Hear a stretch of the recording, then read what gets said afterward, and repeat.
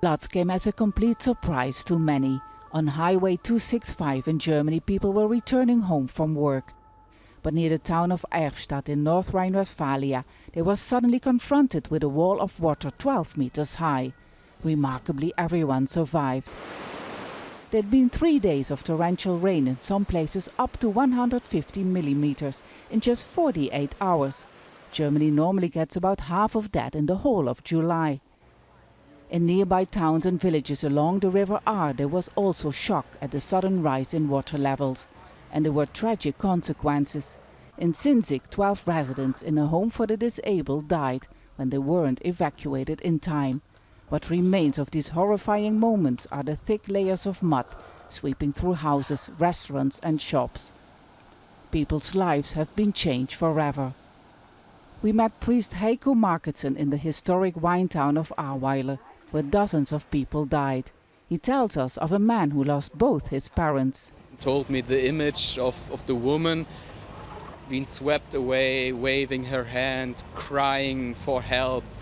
You know, I have to... And they didn't make yeah, it. They didn't make it. And I'm not sure if they were found.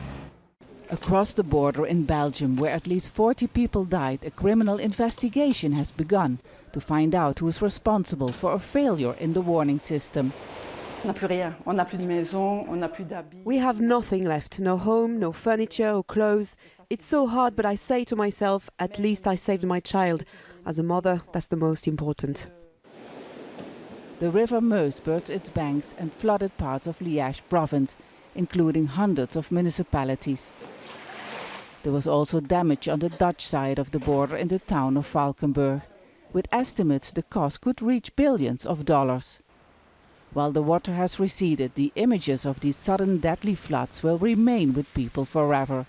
Some experts say building better protection measures won't be enough in the future, and more steps need to be taken to prevent temperatures rising. Only then can people feel safe again. While it's definitely a wake-up call for people here affected by these floods, the question now is it also a wake-up call for the government?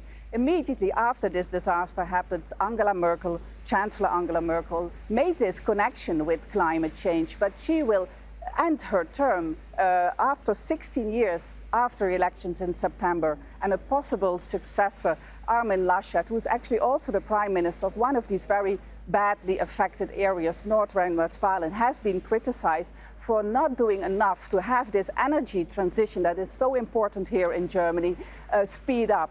So the question remains if this wake-up call will affect the people here who have to vote at the end of September, and then we will know if it's a wake-up call or just business as usual.